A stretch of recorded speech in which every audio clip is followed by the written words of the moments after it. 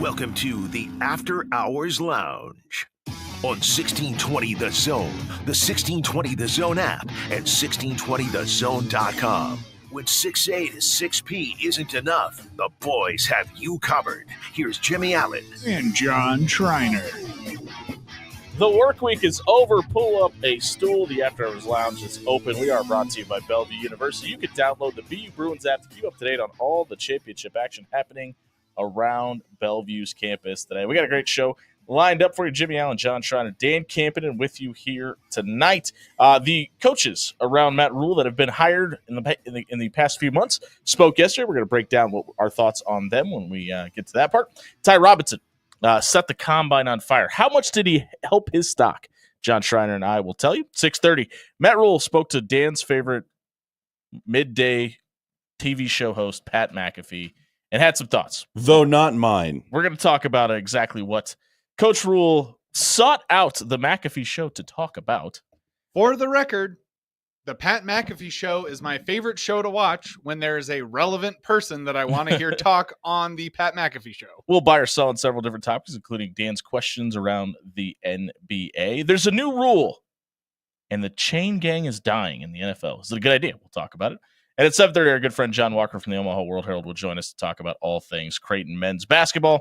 And then to round out the show, we'll give you our Papillion Sanitation trash takes of the night. Follow us on Twitter at After Hours 1620. Retweet. No, that's on Wednesday. That's Wednesday. Retweet the show lineup. Well, let everybody else know what we're talking about and join us along the way. And then you can give us a phone call at 402-951-1620 as well. Phil Snow started out the conversation for the assistants, and I think that was the guy that I was most intrigued to hear from at the beginning of the day. The guy I was the most intrigued by the end of the day was Phil Simpson. And we'll get into that in a minute. But I really thought the Nebraska media did a really good job of asking certain questions of Phil Snow about the timing of it. Why did he choose to come to Nebraska now? Was he addressed to be the defensive coordinator the first time around? I was surprised he answered that yes.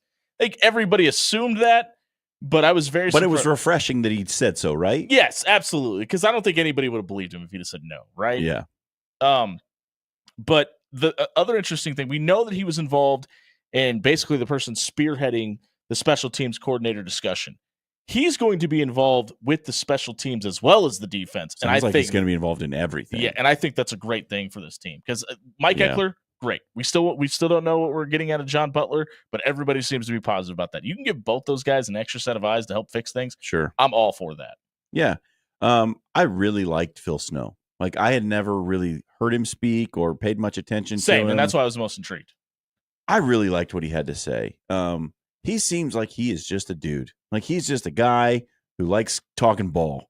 He would be a fun person to, like, pull up a bar stool, grab a pint, and just talk ball. Like, and he would be, like, so just a wealth of knowledge, and you would gain so much by talking to him. He just seems like a good dude. You know what I mean? Every answer he gave, you could feel the genuineness to it. And that's why the thing that I highlighted none of it is polished or rehearsed, or there's no talking points. I highlighted this statement from him because I think it spoke volumes about the leadership of Matt Rhule and the understanding of the hierarchy within that program. He said, this is a direct quote, "This is going to be Coach Butler's defense, and we're all working for him." Mm-hmm. Even though Matt Rhule is a defensive-minded coach and clearly has his hands on that side of the ball, he wants the guys under John Butler to give John Butler the respect of the guy that's in charge of running that side of the ball, because that's where the chain of command dictates that you're going to be held accountable at. And I think that is incredibly imperative for the future of Matt Rhule. Well, this relationship especially, right? Yeah. Knowing what we know, that Phil Snow was asked to be the DC. He said he didn't want to because he didn't want to recruit, and he didn't think at his age he had the energy to do it. And for him now to be on the staff, it would be very easy for whoever is the current DC to be like, well, I'm the DC, but it's Phil Snow. You know what I mean? It would be easy to feel that way. But for him to come out and say it and put it into words that, like, I work for John Butler. Like, well, and I also think that's important for us as the media, right? Like, because there was always the discussion about, okay, who's really handling the offense with Dana and Marcus Satterfield, right? And Matt Rhule right there with that quote. I know Matt didn't say it, but nipped that right in the butt. This is John Butler's defense, and everybody knows that the buck stops with the defensive coordinator. And I think that's a learned lesson after all of the issues from a year ago.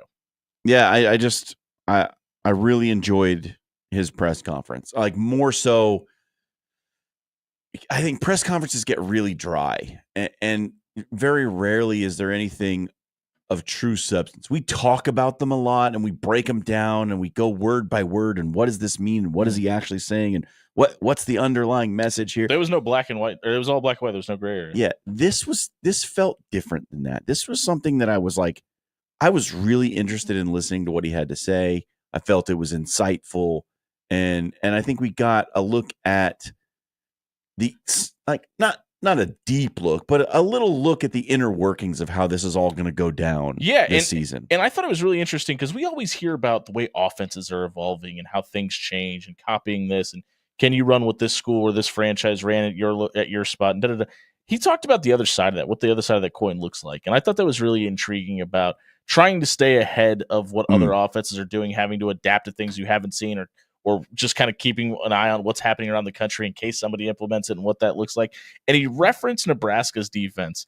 He didn't say 3-3-5, but he said we're going to stick with 3 down defensive linemen. He said the 3-3. Yeah. He did say 3-3, which means 3-3-5. Sure, it does, but he referenced the 3 down linemen more than he referenced 3. He only said 3-3 one time. Yes. He referenced 3 down linemen a lot. And he goes, and we could change a little bit of that on the back end too, which I thought was really interesting and really intriguing. I think it's going to be at its base, a 3-3-5, but I think John Butler might mix it up a little bit. Excuse me, I'm sorry. And Phil Snow talked about that in the fact of, he said, this is no discredit to Tony White and what he did here, but we're going to do some things differently and be more aggressive on 3rd down. And I think a lot of that is because they have a lot of faith in the guys that they brought in to rush the passer and coach pass rushers as well. Well, it was from his lips to Husker fans' ears, right? Because that was that was the only complaint you could really have about Tony White, was that there were some key situations where they didn't get off the field in 3rd down, and that may have contributed to some points, right? That's like the only criticism of Tony White's defense that I'm really willing to hear, because every other area they were pretty much excellent. Yeah, but and I wouldn't think anybody would grade him less than that in any other spot. He talked about learning. Phil Snow talked about learning the names of players and how much different college football is now when he came back. And he's like, "Hey, listen, I got to learn 120 names of guys when I came in because I wasn't here last year. But some of our veteran coaches are learning 50 to 60 names because that's how many different faces there are in here this season." And when we talk about the NIL and the transfer portal aspect of things, like I don't like we talk about dollars and positions. I don't think we talk about that aspect about how many new faces there are going to be on this team next year. Yeah, it's a new job of coaching. Is like, you know, in the old ways, you had a job of integrating the freshmen. How do we get the freshmen on board? But now it's like, how do we get guys who've already been playing college football for 3 years on board? And that is a different task. That is something altogether different, because you've got people who've got habits. They've got ways that they've done things for multiple seasons. They're used to doing things a certain way, and you're going to ask them to do things differently. And how do you get them, you know, rowing in the same direction, as we like to say a lot? Like that's a new job for coaches in college football. Yeah, and one of those guys that got brought up a couple times was Desan McLeod from Oklahoma, the outside linebacker / jack player that they brought in. Listen, when you have 50 or 60 guys, it's kind of hard to keep an eye on who's coming in, and I had forgot this name. Yeah. And I looked up his highlight. Have you seen this McCullough. kid? Or McCullough, yeah, excuse me. He's amazing. He's a difference maker. He's going to be a guy that pops to you on the screen. He wore number 1 at Oklahoma. Won't be wearing a single digit at Nebraska. So it's going to be interesting. You sure? I was going to say, but it'll be interesting to see if he's in that discussion. The Phil Snow quote that really, really stuck out to me that I absolutely love it's something he said near the end. He said, "Players win football games, not systems." And I wholeheartedly believe in this. We've had our arguments about this in the past. This is where I live. This is my entire philosophy about football. I think systems are designed. They've been designed for a long time. They work as long as you have the right players in the right spot. And to have somebody on staff who also believes that is like, that's a level of nirvana in my brain for Nebraska football. The other thing that stuck out to me, that did too, I was going to get to that quote, but the other quote that stuck out to me, because Phil Snow was a part of this coaching staff at the end of the season, but it was an analyst and not involved with on-the-field coaching. And he said, "I do my best coaching on the field, and that's my job." I found that really interesting that he feels that way, but still took that role as an analyst at the end of the year last year. Like Mm. I think that tells us. I know we're trying not to nitpick and read into things here because of how direct he was, but I think that tells us that the conversation with him at the end of last year was, "We need you to be an analyst now. You're going to be on the field coaching next year." Yeah, or maybe it's, he took that analyst role and realized something about himself, that he really desired to be down there Yeah. in the mud with the players, working on technique rather than studying as the eye in the sky. What did you make of DeKel Shorts' interview? Dude, I thought he was so polished, and he said all the right things, and his relationship with Dana seems really fascinating.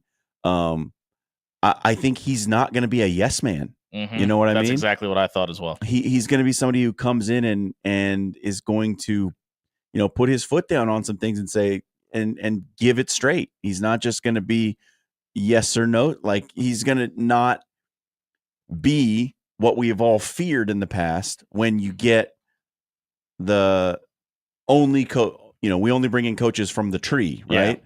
That I loved how he pointed out how hard it is to coach for Dan absolutely. Holgorsen, and play for him. But to be able to recognize and admit that and still want to do it tells you something too. Could you see how bad he wanted to go into details about Mike Leach and Dana Holgorsen in Florida on vacation? Yeah, they couldn't get it out of him though. Yeah, I appreciated that. I'll leave it at that. Yeah, Coach, we're gonna need you to write a book when your time's done as in the coaching ranks. But the thing that, by the way, UNO just beat Kansas in baseball. I was just about to look at the updated score for that. The thing that I took away from DeKel Shorts' interview was how much he tapered expectations for guys. Like Ja'Cory Barney got compared to Tank Dell, and he was like, whoa. Tank Dell's an NFL guy, played for the Houston Texans right now, and there's a reason for that.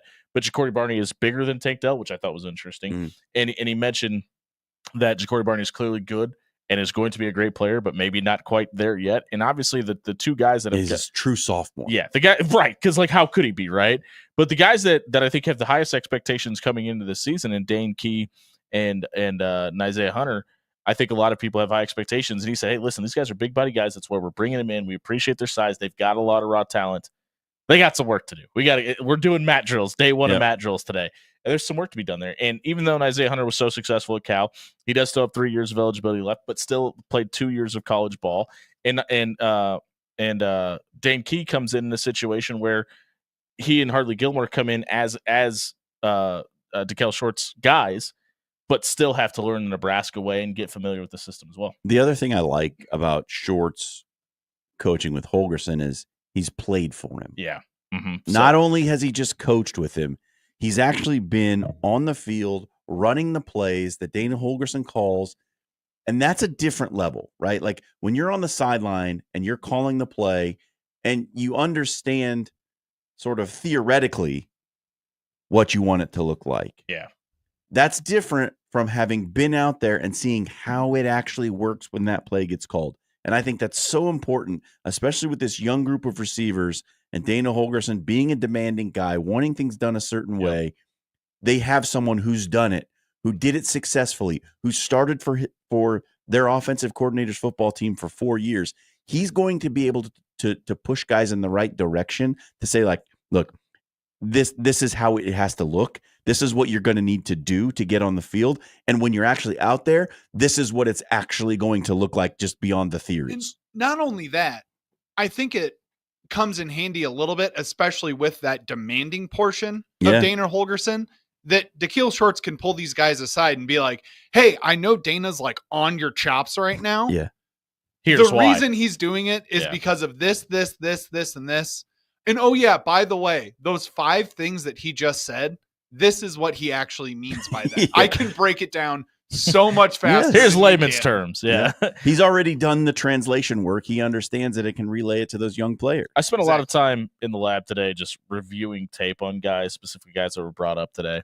And my biggest fear when I see a guy's highlight film is consistently seeing the same tape or like from the same team. And I got a little worried when I started watching Dane Key's highlight film because a lot of it was against Ohio. And then they got into SEC play. And there was a lot of big third down conversions where he was the go-to receiver. Oh, he was their dude. Yeah, and I went, okay.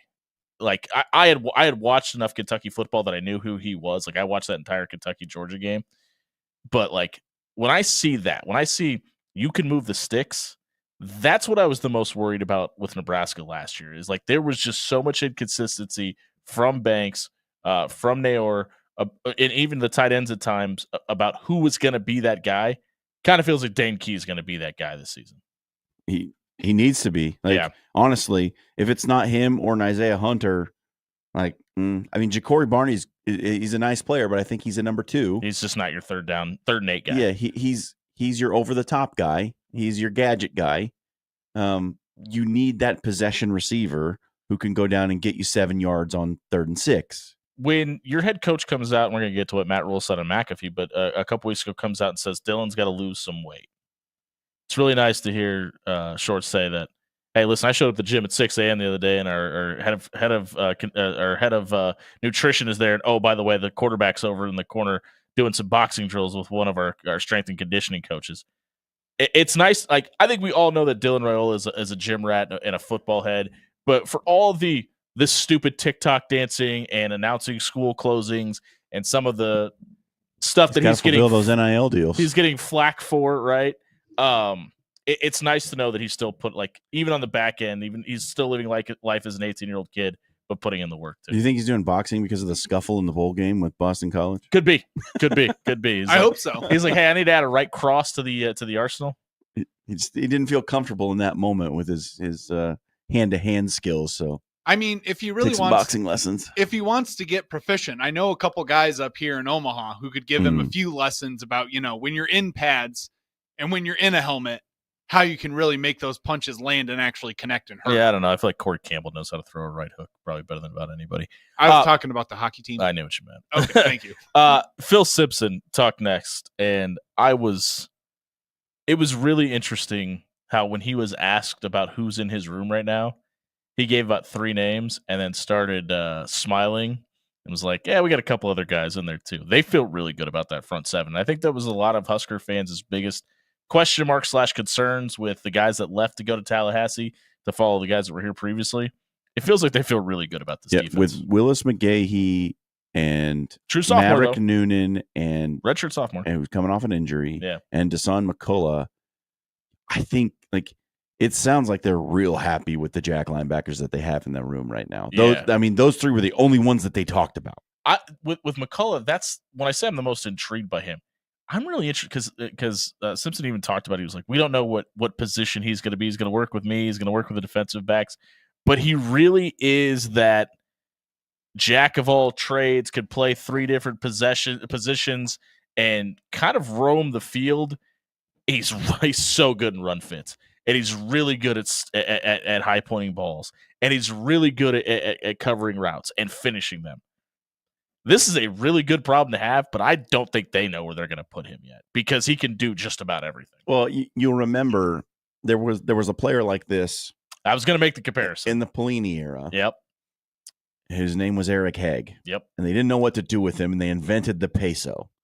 And he was an absolute animal at that position. So I wonder if there's something in there that they can do with, because the 3-3-5 is pretty flexible, right? You can move. That's the point. You can move that 5th defensive back can be a defensive back. It can be a linebacker. It can be a defensive end. Yeah.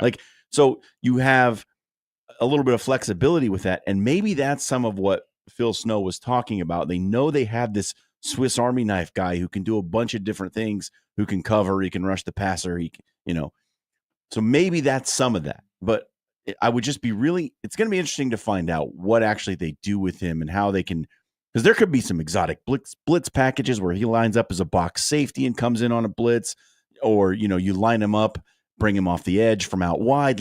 There's just so many possibilities with a player that has that kind of skill set. Yeah, Tommy brings up a good point. He says Shavers was balling at the end of the season. We didn't even mention him. Yep. That's Vincent Shavers is a guy that I think they want to be a leader on this team, from a vocal and a lead by example type player. But we hear Matt Rule and the coaches on this team bring up Hassan Reddick a lot. Yeah. And obviously he did a ton for them at Temple and did a ton for them.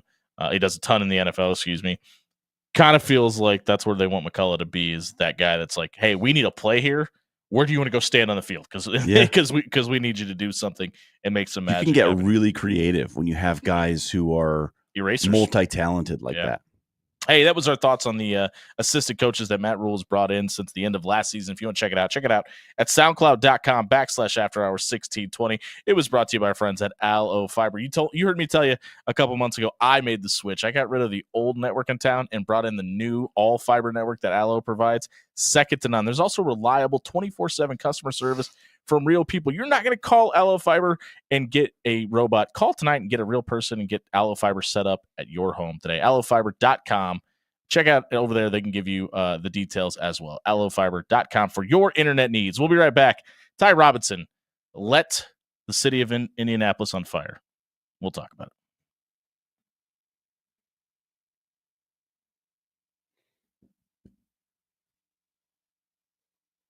Hey, everybody. John Schreiner here for Jerry Ryan Clothing and Sportswear. Basketball season's winding down. Just a little bit of time left before we get to that month of March. That starts tomorrow, in fact. And you know what happens in March. Get yourself to Jerry Ryan. Get all your polos, your quarter zips, your jackets, and get your Billy the Blue Jay on the Peter Millar, the Mizzen and Main, the Johnny O. I have a Johnny O polo. I have a Johnny O pullover. Love them both. Couldn't look better. They're so easy to care for, and they look awesome. Don't forget, they've got the exclusive Creighton women's polo from Tommy Bahama. Can't get that anywhere else. It's only at Jerry Ryan, 78th and Dodge. Get yourself over there. Jerry Ryan Clothing and Sportswear, dressed in Omaha for over 50 years.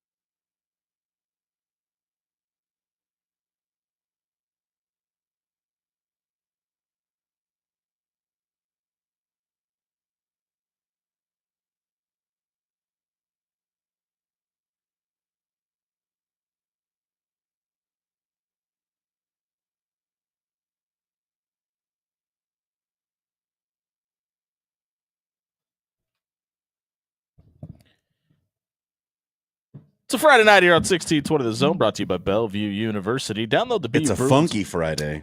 It's a Dan Campanen led Get Down Funky Boogie Style Friday. Oh, just wait until the second half of the show when I get into all the music that I'm listening to right now. There you go. All right. Well, you can get into all the music we're playing tonight, 402-951-1620 to weigh in on anything we're talking about. We're brought to you by Bellevue University. Download the BU Bruins app to keep up to date on all the championship action happening on Bellevue's campus. Ty Robinson pulled the anti-Shedeur Sanders. He decided to run and do everything he possibly could at the NFL Combine. He may have helped his draft stock a little bit. He was the fastest defensive lineman in the 40. His broad and shuttle speed were top 3 as well. He is going to be a first-round guy after this performance, in my opinion. I think he's going to go at the later part of the first round because there's always somebody that falls in love with a second-day guy because of what they did at the NFL Combine. And he was everywhere talking to everybody. Ty Robinson is going in the first round, in my opinion. Yeah, I don't think so. I think somebody is going to get an absolute steal, and I think Ty Robinson is going to be a good pro. But he just, for whatever reason, he doesn't get 4.83 at 6'5", 288. I know. That's elite, man. I know. And he's got the film to back it up, too. It's not like this is a guy that's standing out there in a T-shirt and shorts and is lighting the world on fire as an underwear Olympics captain. This is a guy that has dominated Big Ten play, played really well, shows up on film in big games, and he's got the measurables to go with it. And in a league where everybody is moving towards putting defensive linemen and specifically run stoppers at the top of their list as important guys, if you can get a guy that can stop the run and rush the pass, and he's putting up numbers like this at the Combine, I hear you. And he's that type of human being as well, which we know how much GMs and coaching staffs love. If they could fall in love with a guy's personality, I think he's going first round, man. I really do. You don't start the draft projection process as the 10th rated defensive lineman and then get drafted in the first round. I just don't know that happens. He could jump up to the late second, I think. Because Jimmy, right now he's projected as like a third or fourth rounder. Right. Well, right now, according to NFL.com, he's projected as a mid-second round guy. But you have 2 unnamed NFL GMs saying they were stunned and blown away by Robinson's size and speed. That tells you that you're seeing something that you weren't. So that gets you reevaluating a guy right there. Yeah, I don't know. I would love to see it for him because I think he's a great player and a good dude, and I love watching him play. He's been one of my favorite players in this era of Husker football, but I don't know, man. It's going to be interesting. I hope you're right, but I don't have a lot of confidence. You're right. The only thing he has going against him is how deep this defensive tackle class is. Yeah. But I mean, when you're talking about reevaluating a guy because when you see him in person, he's different. That's what these events are for. This is what the draft is about. It's about potential. So if you have guys that are like somewhere on your list, and hey, listen, weird things happen. If a guy that you wanted goes quicker and you want to fill that need, it's always we see it happen with quarterbacks. It happens all the time in other positions as well too. A guy that didn't help his draft stock is Thomas Fidone, and he ran the 40 at a 4.72. 4.7 was his first run. Yeah, for a guy that we're gonna get to him in the social media soundbite too. For a guy that, for all intents and purposes, probably could have benefited for coming back to Nebraska for another year, or maybe hitting the portal and playing college football for another year. I mean, this is kind of why a lot of people were really surprised by him leaving Nebraska, right? Yeah, I mean, I don't know. I don't know what else he could have done at Nebraska, because I think that despite all the talent, the injuries played a big role in him not having the sort of career that he was projected to have when he came out of high school, right? And like he had kind of lost his job to Nate Borkacher. Yep. And like coming back, what does that look like?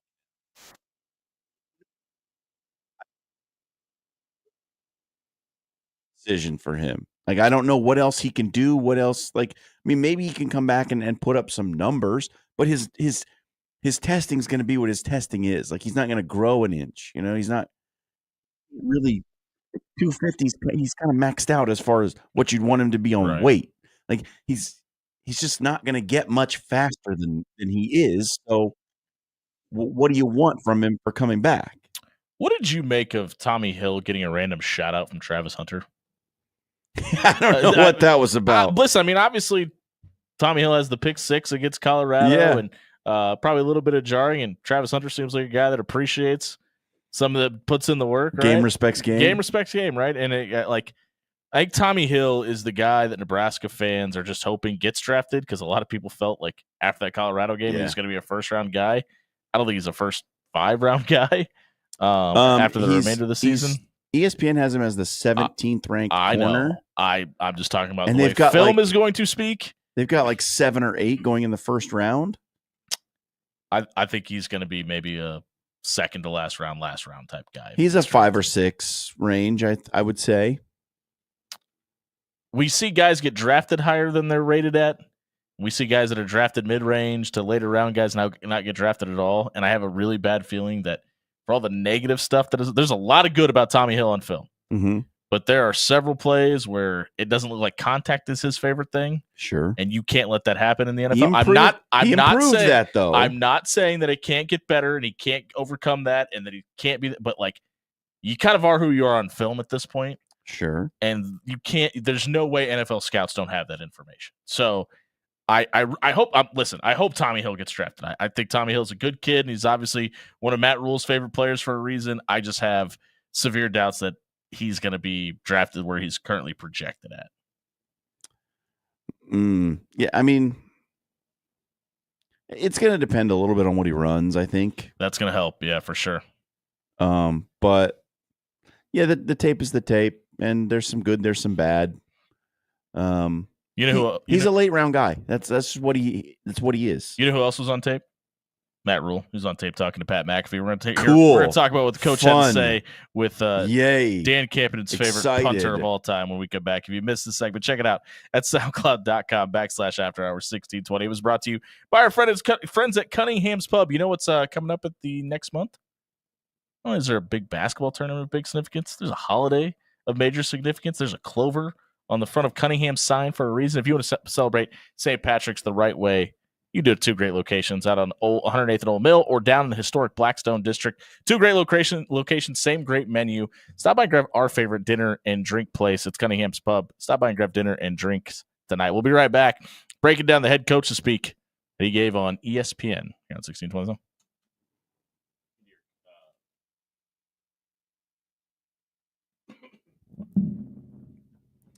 Hey, everybody. John Schreiner here for Bob at Williams Law. You know what really sucks? Dealing with the criminal justice system. It's confusing, it's difficult, and it's insanely stressful. You've got these things hanging over your head. You don't know what's going to happen. Well, you can take some of that stress off your plate by getting a free, no obligation consultation from Bob at Williams Law. He's not going to charge you any money to go over your case, tell you your rights, and explain how he would defend you and what the best course of action might be moving forward. If you're in a situation where you're feeling the pressure because the justice system is weighing you down, you need to get that off your chest and get a chat with Bob Williams at Williams Law. It doesn't matter if it's criminal or civil. Bob can deal with your legal issues and whatever you may be facing. Check him out at williamslawllc.com.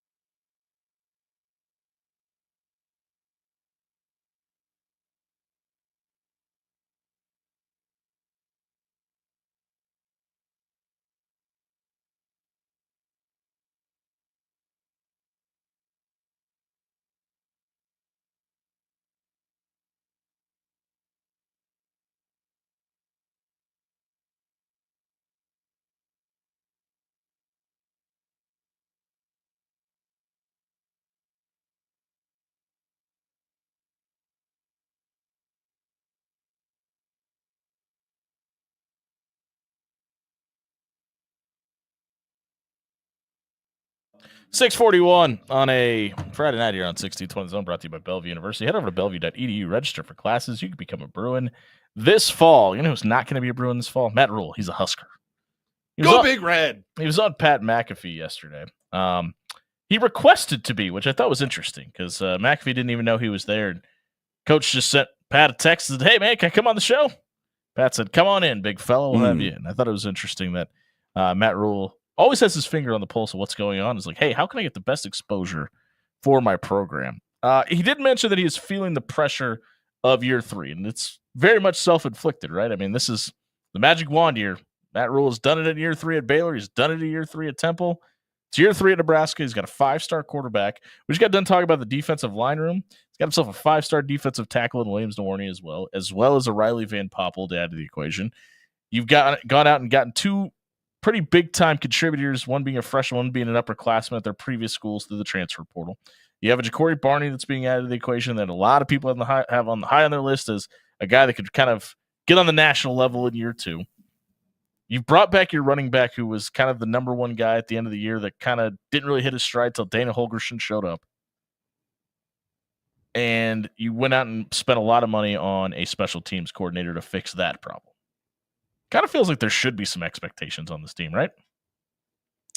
Well, certainly they made it to a bowl game, right? I mean, say nothing more than that. That they turned it around, they ended the bowl drought, and you have the quarterback. Those 2 data points. They ended the bowl drought and they have their quarterback. Yep. Yeah, absolutely. There should be expectations. We know what Dylan Raiola is now. That's where my hesitation. Do we? You feel that way? Yeah, I think we do. I think we do. I think we know. I don't know if I think it's easy to project him now. Like that was my trepidation last year when we were talking about this all offseason last year. Was like, how do we know? We don't know. Right. We've never seen him with live college football defenses in front of him. We saw that, and he looked pretty good most of the time, given that he was a freshman. And I think that there's a level of confidence I have with Dylan Raiola running the offense now, especially what we saw late in the season with Dana Holgorsen at the helm.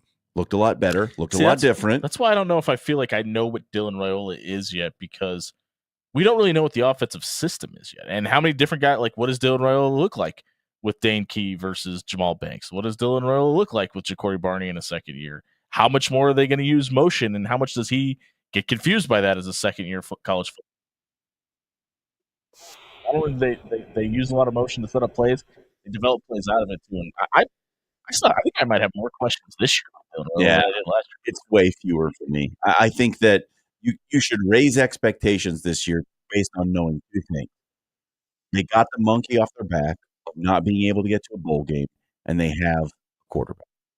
That based on those 2 things alone, you should raise your expectations. Let me ask you this: where does they put the floor for? Because I think a lot of people a year ago was like the floor has to be 6-6. The floor was not 6-6 though. The floor was 5-7. Okay, like that was. I mean, to grade the season as a success. Oh, a successful floor. They hit the floor as far as a successful season. Like that's as low as they could have. What should be the lowest of low expectations? 7. Given the schedule, given the things we know, if they don't go 7-5 or better, they have not had a good season. Yeah, very close to ball. Yeah. Is the 7-5 season for Nebraska in 2025 successful? Interesting. I'm saying that's the minimum, right? But that's the minimum for success. Yep, I'll be interested to see what people say, because it is year 3 in the middle. It is the second year of 5-star quarterback. They've added some major pieces to the transfer portal. As Matt Rule mentioned, the portal has been really good to him. That's his word, not mine. You surprised to hear that, despite all the guys that left to follow Tony White to Florida State? No, because I think they got some really good pieces. Okay, I did too. I was just a little surprised that he was that positive about it. Yeah, I don't. Look, you can only in this era of portal football, you can only worry about your losses. Yeah, like good point. You're going to lose. You're going to lose players. This is just a fact of life now. Players you like and players you think are good and players who contributed to your team are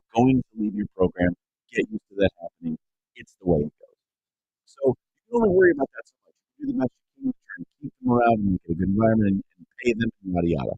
Fine. Some of them are still going to leave, no matter what you do. The part that you have to really worry about, who are you bringing in? Who are you adding to make your team better? And I think Nebraska did that with the core. The two wide receivers they brought in, I think made the room better. We've talked about Deshaun McCullough already. Good. I think they did some really good things in the portal. I love a lot of things about Pat.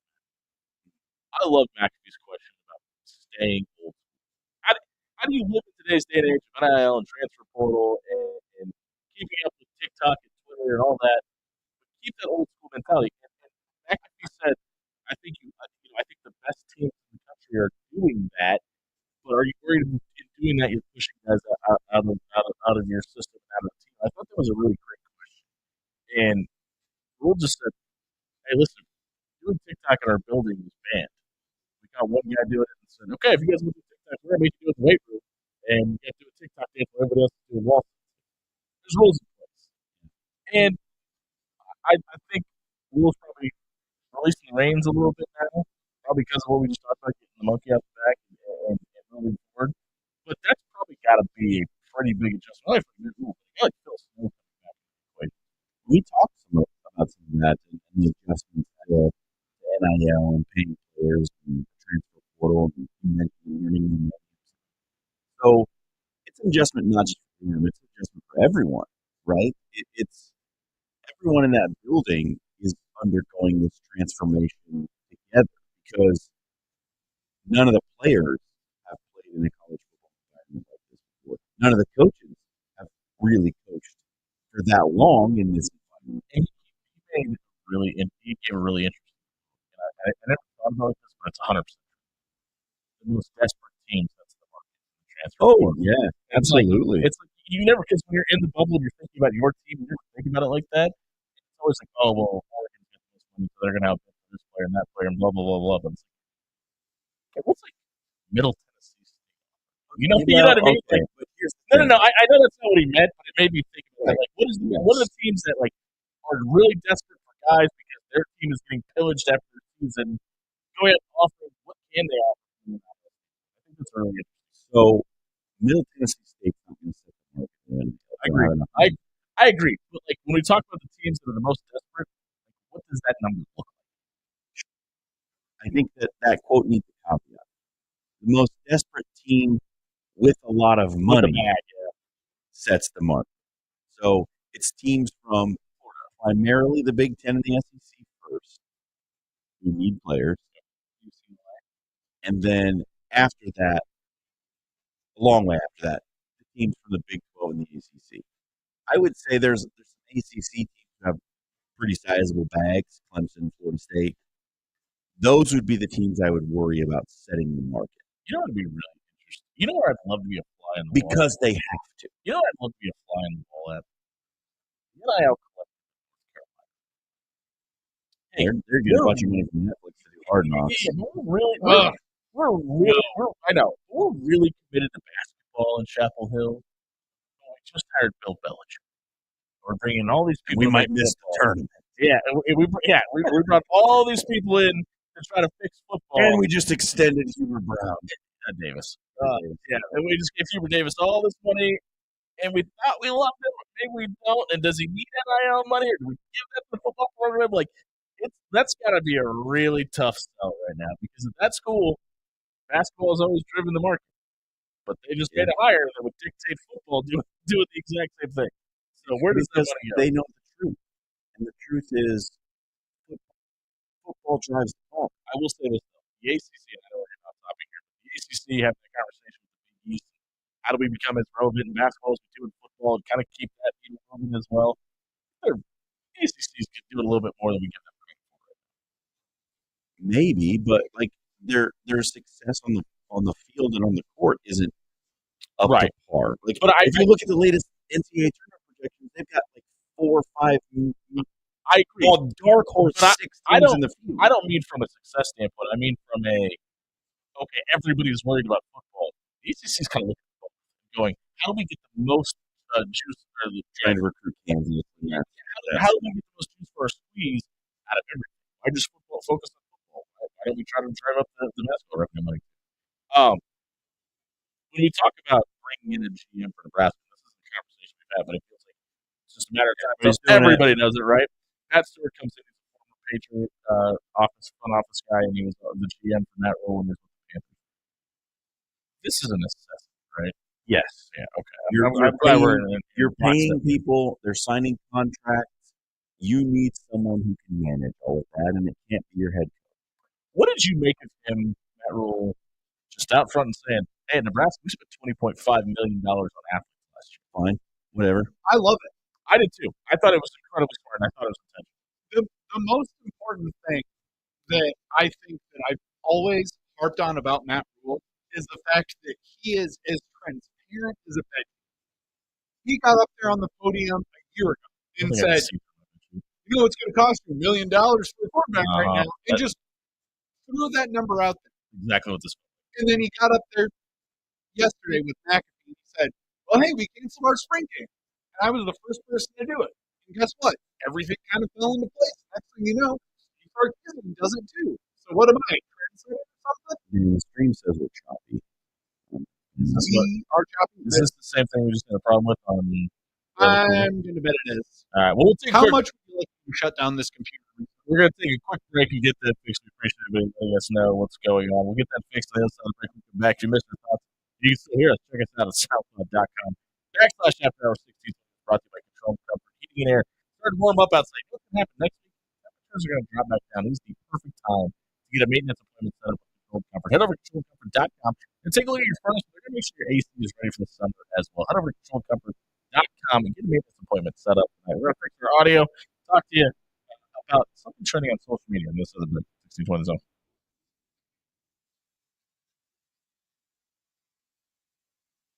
Hey, everybody, it's Timmy Allen here for Pepper Jack's Grill. I was talking to another fine sponsor of this show today, Dan Desivey with Pixel Fire Marketing, and he saw me eating a steak rice bowl, and he goes, "You should just get some stock in Pepper Jack's as much as you eat there." You know why I go to Pepper Jack's so often? It's the consistency. It doesn't matter which Pepper Jack's you go to. It doesn't matter what you get to eat. You're always getting the same delicious ingredients from any Pepper Jack's with any of your orders, whether it's a rice bowl, whether it's a steak Philly, whether you're trying to get shrimp and chicken and try to be healthier. You're going to get the same great results no matter where you are or what you get at the 10 great locations at Pepper Jack's. So you might as well stop by and grab dinner tonight.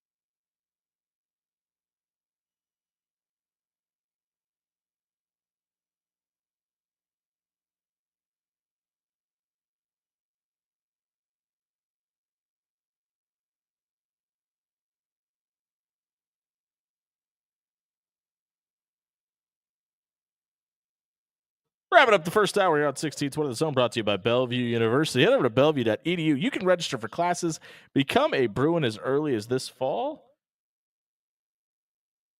You don't have to worry about, was it me? You don't have to worry about going to classes on Friday. You can do the majority of your classes online. You can learn how to mute your computer at proper times as well. All that at bellevue.edu. They'll teach you that. Do we have a clip, Dan? First of all, Captain, Tommy, everybody in the chat, are we good?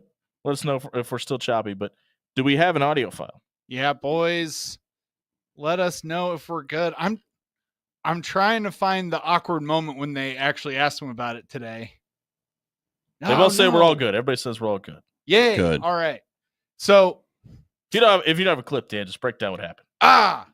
it's from I thought this was going to be the one, but it's from October of 2018, and it's not Probably not it. the one that I want to talk about. NFL insiders Ian Rappaport and Jordan Schultz, both famously of the NFL, of the Combine, and both famously in Indianapolis right now.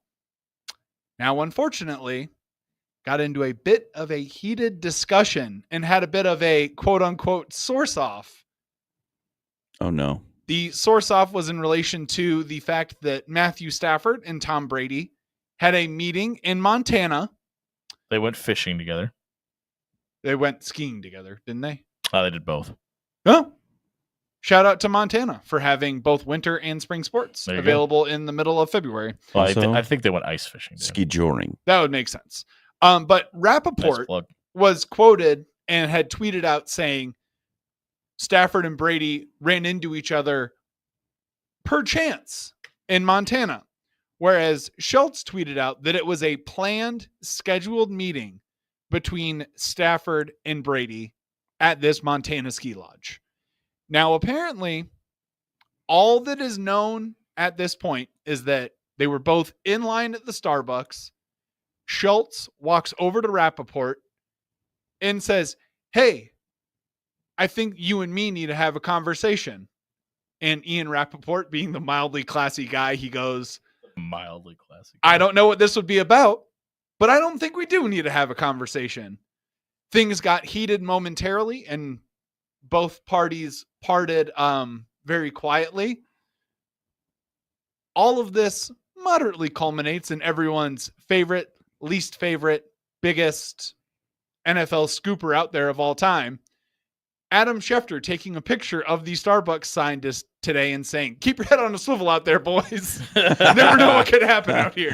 Never forget to keep receipts, everybody. Hey, this is totally off topic, but I think we need to do something here. Okay. We have our regular streaming crowd, and it's We do. Appreciate all you guys. Captain and Tommy and Theo are the regulars in there usually. Yeah.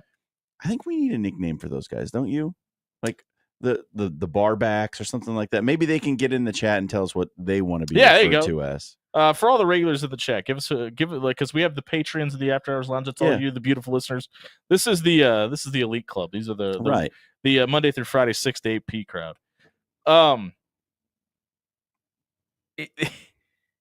This like the scoop game, the first to report it, that group of guys, the opposite of our loyal listeners that we're talking about in the chat right now, that are always trying to be first, like there always seems to be shade amongst those guys. I feel like we need one of those articles from Fight Club. I am Adam Schefter's sixth cell phone. Right, yeah. Yeah. How many do you think he has? It's gotta be at least 4, right? It probably. I can't remember because he did a Real Sports with Bryant Gumbel where he talked about it. And he was like, I want to say he said he has like 5 phones, but he included his landline as one of them. But it's probably to the point Gross. where there's probably even more than that, right? I would think so. But so to go moderately off topic, but not completely off topic, We're just going off topic here. this kind of plays into the takes culture. And it was really funny because so I follow a fashion podcast, and the fashion podcast Why would that I you was not? on, Of course No, you do, Dan. so Yeah, that is left field. Okay, go ahead, Dan. I promise you this like brings it back, and it's so weird. But the fashion podcast had Pablo Torre on, famous ESPN family- anchor. Yeah. And he was so Of the Flying Tories. it was wildly funny today because they're talking to him about like how what his thoughts on this kind of culture of especially televised sports media, how it's become sort of a take culture. And he pointed out, he was like, early on in the day when you would watch like Around the Horn when it first started, it was respected newspaper journalists who had worked for absolute years to had grinded these stances and Woody facts. Page was there too. And, yes.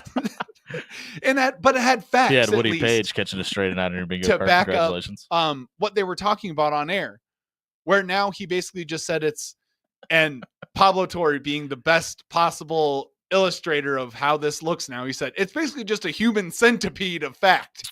They just ESPN's just done such a bad job of keeping talent that has earned their spots. And listen, it's all direct money. It's all direct. Well, it's a direct report of having to pay all these asinine amounts of money for college football. Rights fees. Yeah. And the NFL to have Monday Night Football and to have everything in college basketball and all the bowl games. And they spend boatloads on rights. I'm not going to lie. Like when it was Bill Plaschke and Woody Page and those guys and Around the Horn, like I was a perennial every single day DVR. Hey, Tony Rowley is the dude. He's still great. Yeah, absolutely. I literally was watching ESPN the other day and Around the Horn came on. I went, this show is still on television. I'll tell you what, I do like Clinton Yates. I do like me some Clinton Yates. I think he's really good, too. Really smart. He's well versed in a couple different sports too. But and I'm not just saying that because I get to talk to him at the College World Series. As soon as they got away from like the regular guys, like I just went click and it's just not a great program. That's the big thing. Especially being a younger person who got to experience Dan's not old. Not as old as you both are, but young enough that I can. I'm famously 50, so go ahead. I actually put you at 76 on accident with that Masters clip. So yeah, we can talk about that another day. But I remember like the genesis and watching like Around the Horn into what is it? PTI. Yeah. Which is also still on the air, by the way, in case anybody was wondering.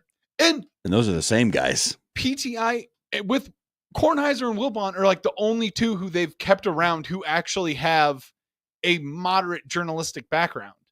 It's watching SportsCenter is now offering like 4 actual sports clips with statistics and with what happened that day. And then the rest of it is moderately takes. Tony Kornheiser is almost 80 years old. I did not realize that. Yeah. Oh, yeah. He's super old. Yeah. I knew that. I just didn't know he was that. Well, they used to have the E60 program, which was real journalists doing stories with Jeremy Schaap running the show. And really bad bed music behind them talking. Yeah. Well, and then they had the E60 on the radio, which was fantastic. Which is way better than the TV, yes. Yeah, the Jeremy Schaap stuff that they were doing on the radio was amazing. That was just tremendous journalism. Well, I wanted, like, when I first started thinking about getting into sports media, I wanted to do Jeremy Schaap stuff. I wanted to do, like, long-form radio, investigative. And here you are talking about fashion podcasts. Right. And here I am hanging out with you two. Hey, if you missed the social media soundbite tonight, want to hear what weird podcast Dan listens to, check it out at SoundCloud.com/After Hours 1620. It was brought to you by our friends at Pixel Fire Marketing. If your company needs help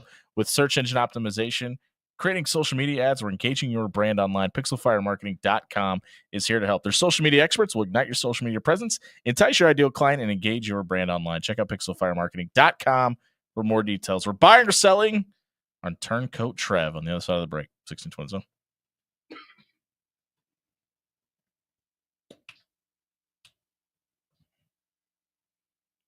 Hey, everybody, it's Jimmy Allen here for our friends at AX Plumbing. Listen, I've been telling you for a while now, AX Plumbing has come out and saved my tail so many times I can't even count it. You know what we haven't had to do?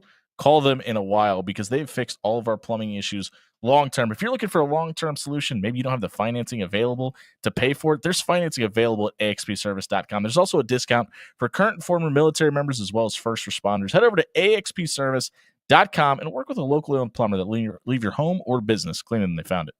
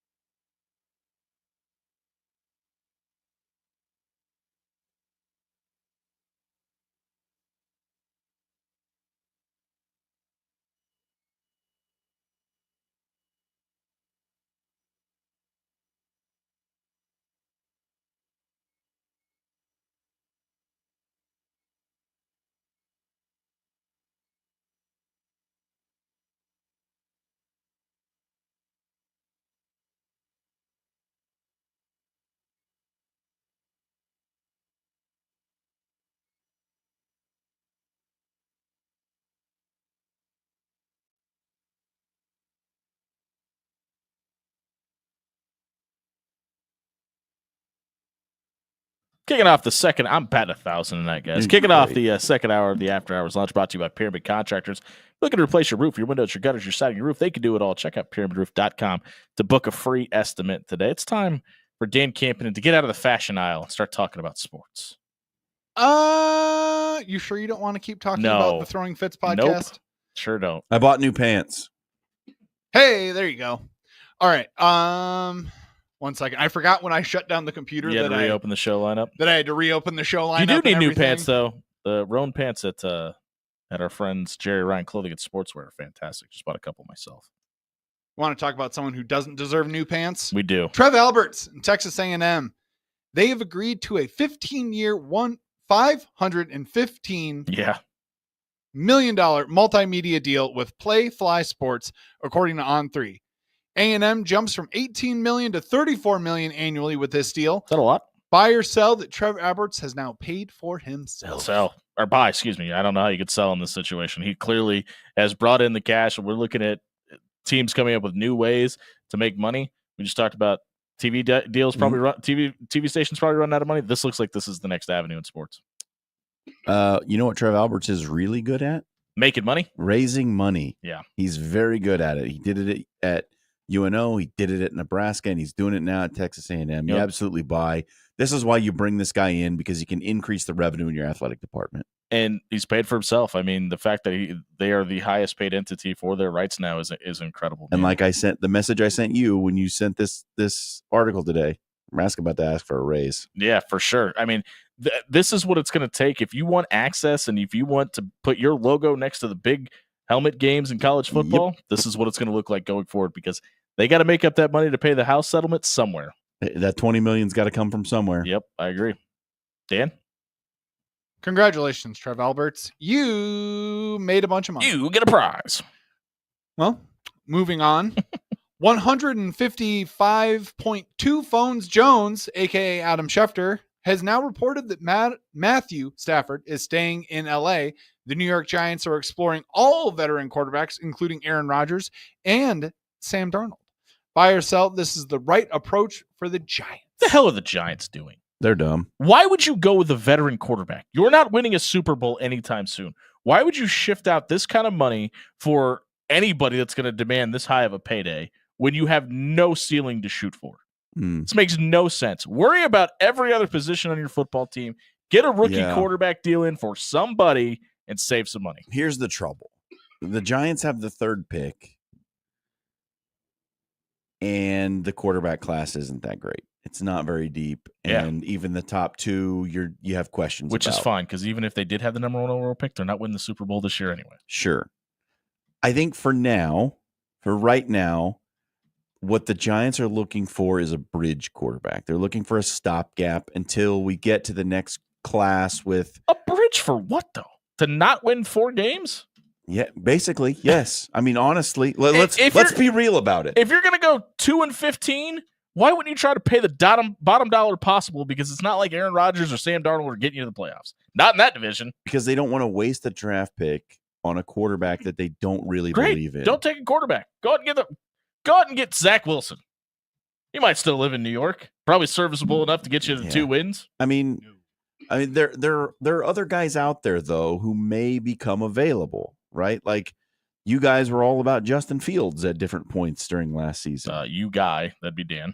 Yeah, because Justin Fields is a serviceable, wonderful quarterback who should stay a Pittsburgh Steeler and could be the best there. But that's the other guy that's getting run right now with the Giants, not Justin Fields, but Russell Wilson. Sure. You got to remember, before Russell took the job and spot with the Steelers, he literally left the Giants franchise and went straight to Pittsburgh after that interview. So they're very interested. I think that this is probably the right approach for New York in this situation, is to get a 1-year stopgap and see what the quarterback class looks like next year. You don't like building. I've talked about this a bunch. My feelings about building a winner in this day and age of football. If you don't have the number 1, number 2, or number 3 best quarterback in the league, you shouldn't be paying that guy. You should be trying to draft a guy who you can get on a rookie deal, and maybe he turns into one of the 3 best quarterbacks in the league. Maybe he doesn't, but you can win a Super Bowl with a quarterback who's on his rookie deal who isn't one of the 3 best. You can do that, and that's the best way to do it. And you just hope that he turns out to be Patrick Mahomes or Joe Burrow.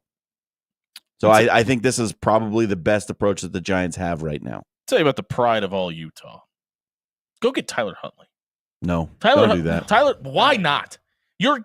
Listen, with the Giants roster that they have right now, even with Malik Neighbors, who I think is really good as a giant upside, maybe they don't want to waste him. That's what they're doing here.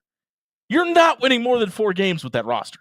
So why pay anybody to lose 13 games? Go get the minimum guy through free agency that you can to hold a jersey and snap a football for you. Because I don't care what they're not making the playoffs, man. They're just not.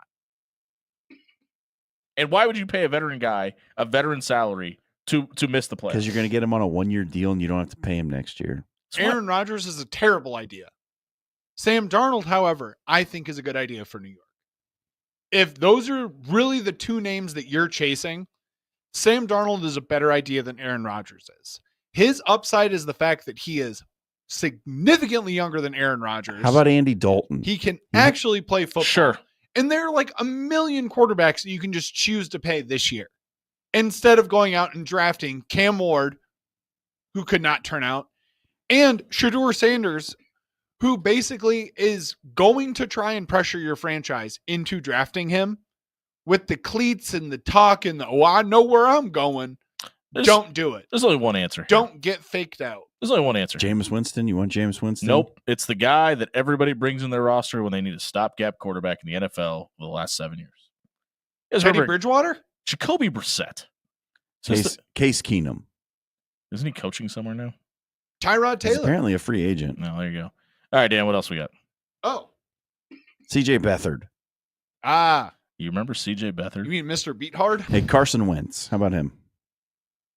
We are seeing all these changes in college football. Jimmy and we Garoppolo. are now getting some rule changes. Mr. The SEC officials are saying faking an injury in college football can now result in a fine and suspension for coaches and players. Buy or sell that this is the right response. Man, this is a slippery slope. I think this is the wrong response because what happens if you penalize or fine a guy and it turns out this is a clear response to, hey, they're running, hurry up, go down and pretend you're hurt. Yep. And the problem is sometimes there are real injuries in those situations. I don't know if you want to leave that up to human error. I think you got to find a fix to it somehow. But if you penalize somebody and they find out, oh, he actually broke his left pinky toe, probably going to be a real bad look. Yeah, I mean, the burden of proof is difficult here because you don't know. Like, someone could have a legitimate muscle injury that you can work out on the sideline and they could come back in a little bit later in the game, right? Like, that could be a thing that happens. It happens. It's a violent contact sport. So adjudicating whether or not someone is actually hurt, well, that is not something we should be leaving up to interpretation. It's impossible to actually enforce from a consistent perspective because one person's threshold for pain is different than another person's. What happens to one guy that hurts might not be painful enough for somebody else to fall down. We experience pain in different ways because we're human beings with different nervous systems. Like, this is a ridiculous overreaction to a very small problem. Honestly, it's not that big of a deal. It really isn't. Like, when you really think about it, how big a deal is this? How often does someone faking an injury impact the outcome of a game? How often does it happen? Very rarely. Very if at all ever. Rarely, if ever. Exactly. It's an overreaction and it's totally, totally stupid. Number one, I had to laugh because when Jimmy said pinky toe injury, that was the first thing that came to my mind too. Because, that's one of those that Jimmy Allen, Dan Campanen, handshake me. Break your pinky toe, go to the sideline, get it taped up, come back in. Rub some dirt on the kid. Probably literally on the next drive. And yeah, to agree with what both of you have said, this is dumb, completely and utterly so. My guy, Ant-Man, a.k.a. Anthony Edwards, a.k.a. the coolest cat in town, a.k.a. basically Michael Phelps, a.k.a. basically Ken Griffey Jr. Keep going. I only made it to 2 sports. Has now been suspended for getting his 16th technical foul Hey, this Dan, season. How cool is that? Real cool. Ant has said that he does not want to be the face of the NBA. buy or sell, he should be the face of the NBA. Listen, this is why people love Ant. I mean, he is a guy that brings a little bit of an old school flavor to basketball. Probably a little more aggressive than he needs to be. I don't know if anybody's ever told him that basketball is not a contact sport. I think he needs to be the face of the NBA, man. I love him. I do. Wait a minute. Which world am I living in here? Is getting technical fouls good for your team? Is that good? Hey, listen. Is that helpful? You see Ryan Kalkbrenner pick up his technical? Did that help got fired up his team? Did that do anything to change the scoreboard in his team's favor? He actually got ejected from the game. Yeah, he actually did. But he also was that helpful? Well, it was kind of a BS call. They called him for delay of game, and he was literally trying to hell. It was not a good look for the NBA officiating. For being honest, it was a okay. They should have rescinded this. But all 16 of his technical fouls were BS. Then, is that what we're saying? Well, you should only have 15. You only get suspended at 16. Absolutely not. It's ridiculous. There's a very easy way to avoid technical fouls, ladies and gentlemen. How's that, John? Don't yell at referees and don't be a jackass. You don't have to get a technical foul to be an aggressive, intense player. You can play within the rules and still be aggressive and intense. Dan, absolutely not. This man should not be the face of the NBA. Who leads the NBA technical fouls right now? Oh, is it Anthony Edwards? And you don't think it helps his team? You don't take a guess what spot the Timberwolves are in the irrelevant to the point. You might be right about you. I'm telling you, you're onto something. They're 16 games back right now. All right. I'm going to stand because my soapbox needs to be stood on. Anthony Edwards, while he does not want to be the face of the league, by the way, I buy on this one. Yeah, you might need to tilt your camera up too, because I think you're giving everybody a view that they don't want right now, by the way. They don't want to see my crotch? It was a family show, buddy. Really? We just called our comment section the night shift. Yeah, the night shift. They are the night shift. The night shift just clocked out after Dan's view. Anthony Edwards deserves to be the face of the league. He may not want it, but he is going to be the face of the league. I'm going to tell you right now, a man with the confidence to say that he's basically Michael Phelps, is basically Ken Griffey Jr., and could outplay every single wide receiver in the NFL right now. And is a liar.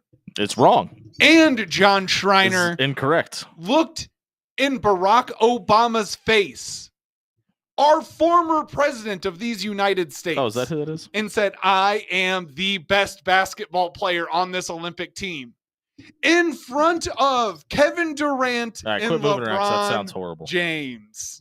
He's everything I hate about professional athletes. He is everything that is right. He's good. Look, he's a good player. No, you'll get no argument from me on that. He is everything that is right and that should be this new generation of NBA players. Arrogance, technical fouls. That's the new generation. Come on, give me a break. You know why he gets technical fouls, John? It's because this league has gone soft. And Adam Silver refuses. I don't necessarily disagree with that.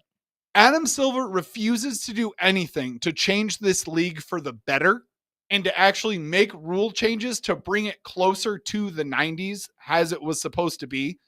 The difference is that in the 90s, David Stern saw that defense was getting overly physical, and he said, all right, we're going to just barely tweak these rules so that defense can't be quite as physical and we can have just a bit more scoring. The problem is that Adam Silver has turned the volume all the way down on defense and said, if you blow in a guy's ear because he's going up for a layup, you're out of here. Fine. Here's the question for you, Dan. Are the Timberwolves better or worse because he's suspended? Worse. Right. So he has done a bad thing for his team. Okay, well, let me ask you this, because that brings up a debate. Should Anthony Edwards say, okay, I'll modify my game to give in to the way the league is played now? Or is it his and maybe a few other guys' job in the league to dig their heels in and say, listen, ratings are dropping, guys are sitting out, we're going to get into Joel Embiid in a minute, and all that. Like, the eyes on the product are going down, and it's probably got a lot to do with the rules that you guys have set for this. And we're going to dig our heels in, and we're going to play basketball the way we want to, and we should dictate how the game is played, not your rule set. Is that their responsibility at all?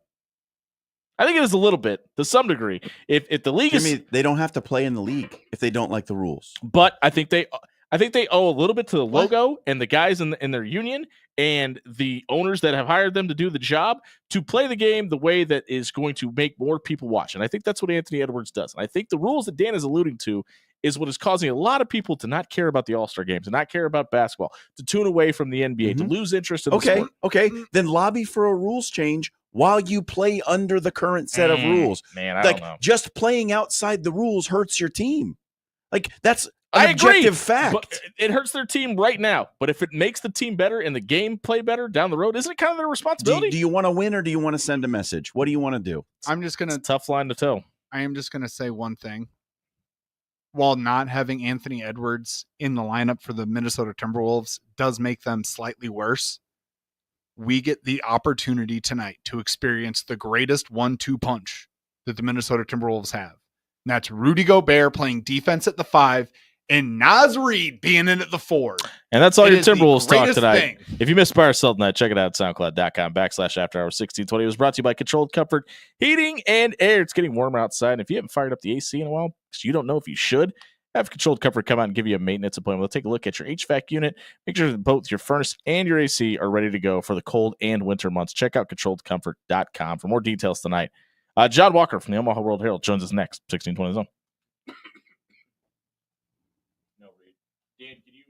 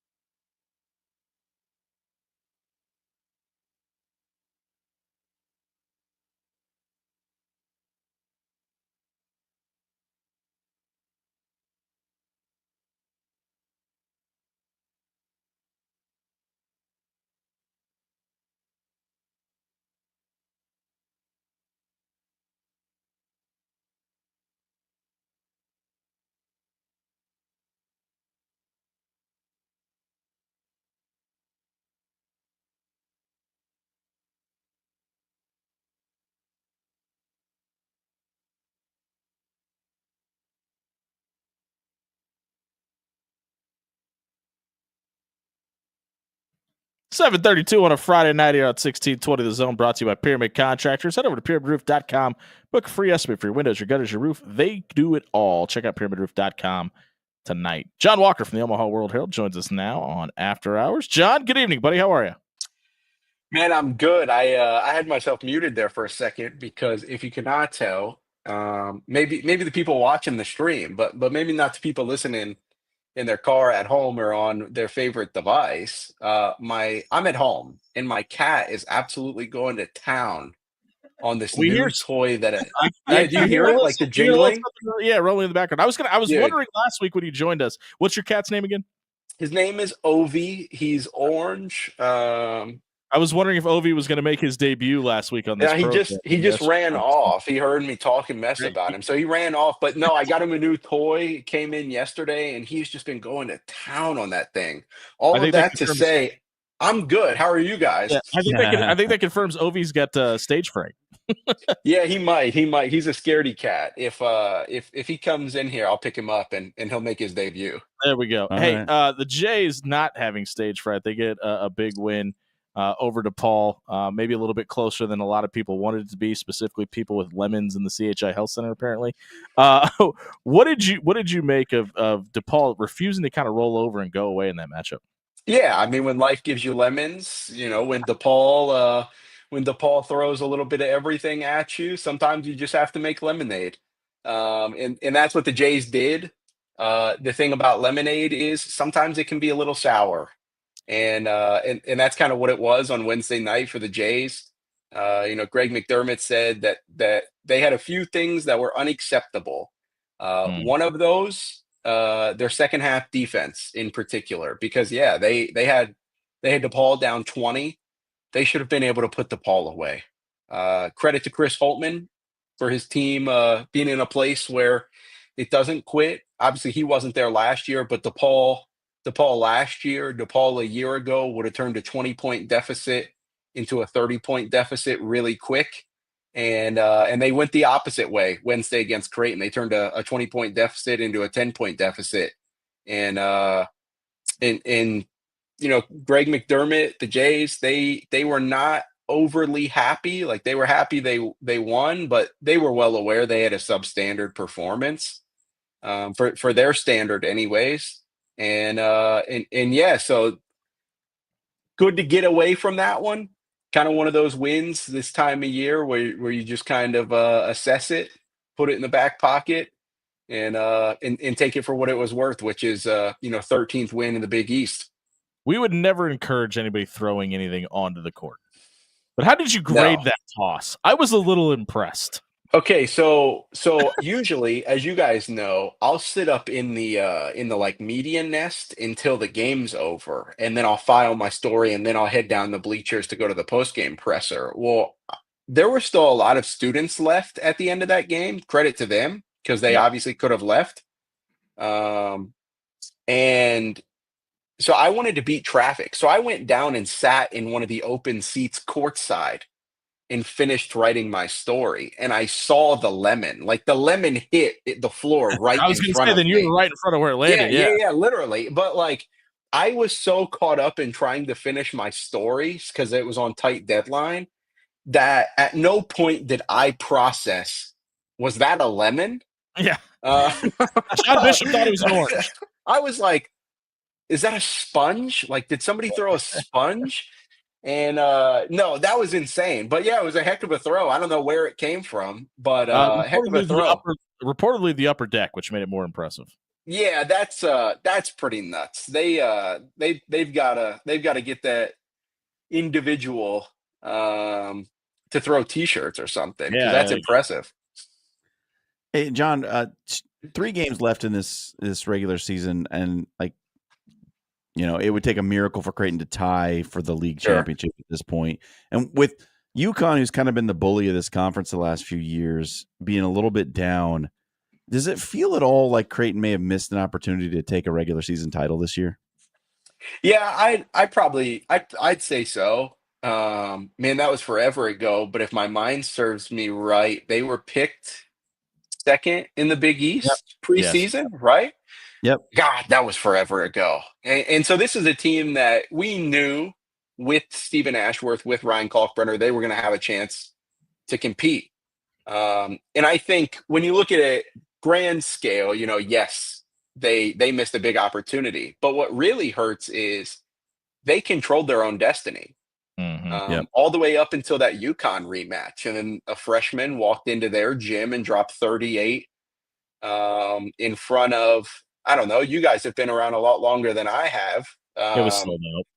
That was like one of the best Creighton environments probably in recent memory. Like stripe out, UConn in town, Jays were ranked for the first time in a while. Dollar beer night.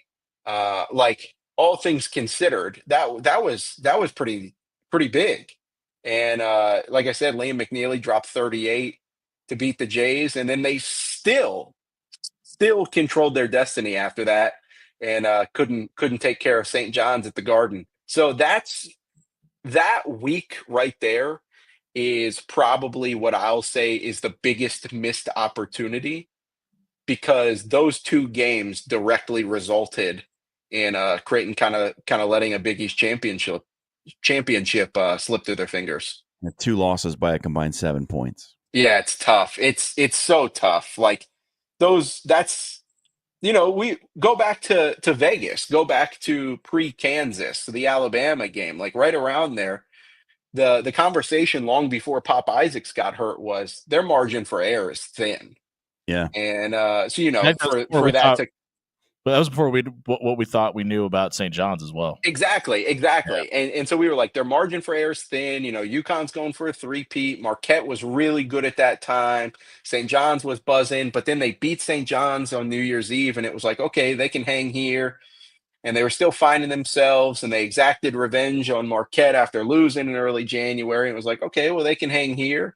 And like I said, then just kind of not unraveled in those two games, but their chances at a Big East championship kind of unraveled with the losses to UConn and St. John's.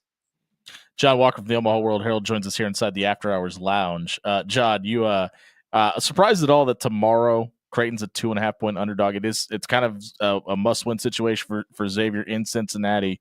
Are you surprised at all the Jays are an underdog tomorrow? No, I don't think so. Because I remember as far back as, I don't know, early January, really. Like even before Creighton went on that big 9-game run, like Xavier was favorited in that game on like Evan Mia and Ken Pom. Because it was always going to be tough to go into Cintas this time of year and beat Xavier. And now it's especially tough because the Musketeers absolutely have to win tomorrow. Like I saw somebody on, I don't know, they're doing like a whiteout and it's sold out. And I think they had a QR code on campus. People were scanning, and it was like teasing a throwback jersey or all these different eras or something like that. And people on Twitter all day, X, whatever you want to call it, were like, yeah, this is Xavier's Super Bowl, which is exactly right. Somebody was like, this isn't Xavier's Super Bowl. Like, they don't need to win this. I said, what? Are you kidding me? Like, of course Xavier has to win this. They quite literally don't have any marquee opportunities left. And I don't know if just like the bubble's weak this year, but I don't know if like a win or even 2, depending on who they're against in the Big East tournament, would be enough for Xavier to get in. Like, they absolutely have to beat Creighton tomorrow. So that's I'm not surprised. And it was a back and forth slugfest in the first meeting until Jemiah Neal and Isaac Trout kind of broke it open in the second half. They both hit back-to-back threes within a couple of minutes of each other. Yeah. And that kind of gave the Jays the cushion they needed till the end. So no, I think it'll be a slugfest again. I'm not surprised that the Jays are underdogs.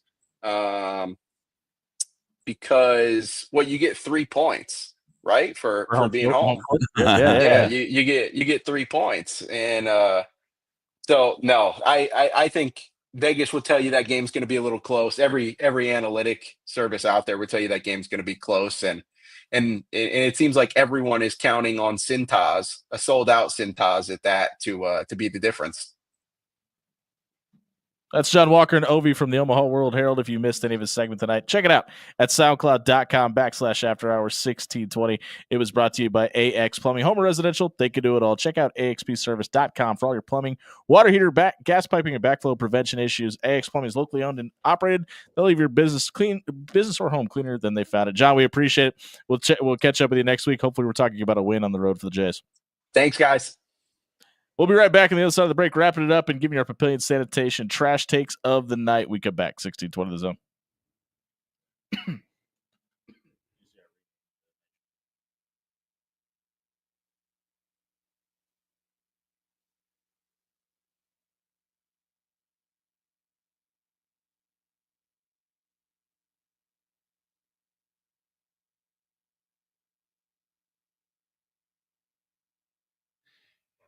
Hello, night shift and good people of Omaha and surrounding counties and cities of Nebraska. I'm here to tell you about a place that has 10 great local locations, and that is Pepper Jack's Grill, where I, Dan Campanen, get my steak gunner Philly with all the vegetables. And of course, you've heard me say it every single night, so get this stuck in your brain.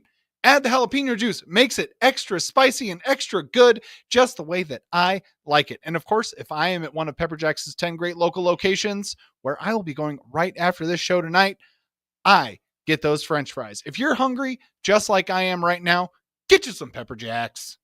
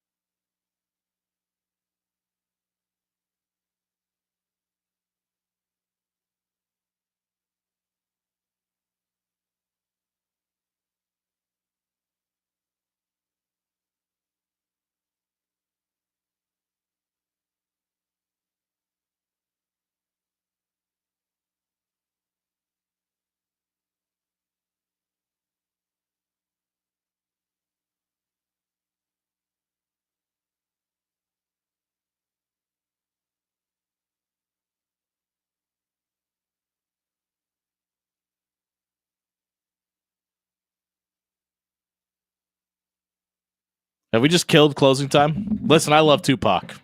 I'm never going to be upset about playing Tupac on this. Hey, handshake meme on that. Yeah. Like, it's either this or Thug's Mansion, my favorite Tupac song. The entire That's what 2-disc California set of All Eyes on Me. I can listen to what it on hip hop's repeat. supposed to be. Listen to it on repeat. This is what radio's supposed to be. It's the After Hours Lounge, brought to you by our friends at Pyramid Contractors. Head over to pyramidroof.com. Book a free estimate for your windows, your roof, your gutters, your siding. They could do it all. Talk to Kyle and the team about Tupac. He loves Tupac himself. Are you disagreeing with our takes on Tupac? No, I just I'm more of a East Coast kind of person. I was definitely on the West Coast side of the West Coast. Yeah, East for Coast, sure. West Coast rap. Yep. See, I was more on Dan Campion and P. Diddy handshake meme. That could be yeah. problematic in 2025, Dan. But see, I like it. Richie Rich. I like it underrated when West my Coast label rapper. owner is all up in That's the a good take. videos, all up on the songs. Can we agree that as soon as Tupac dropped Hit 'Em Up, that the West Coast won? Oh, It was over. Oh, 100%. It was over. Okay. Glad we're all in agreement with that. There's some people out there that disagree with that. Speaking of hot takes, I'm gonna give you hot takes in the sporting market. I'm gonna pivot from R&B and hip hop to hot take market. I'm gonna start us off. This idea about replacing the chain gang with a sky cam view and digital measurements is a disaster. This is not going to go well. You are going to get so many complaints about this because you're not going to have the visual aid on the field, and people are not going to like this. This is going to cause nothing but problems. I don't like where this is going. I think that the chain gang, for a visual standpoint and a reference standpoint, is absolutely necessity, and they need to go back to the chains before this even gets out of the gates. is the chain gang going away? They are going to be electronically measured as opposed to. Okay, but does that mean the chain gang's definitely gone? That's the rule that they have in place right now. See, I don't know. I think you can do both. I think you can keep the chains there as a visual reference, but like the pylon will still be there, right? Like we'll still have that. Yes, correct. So there is still I still know where it's going to be. I just think there's a giant. Listen, we had technical issues on this radio show tonight.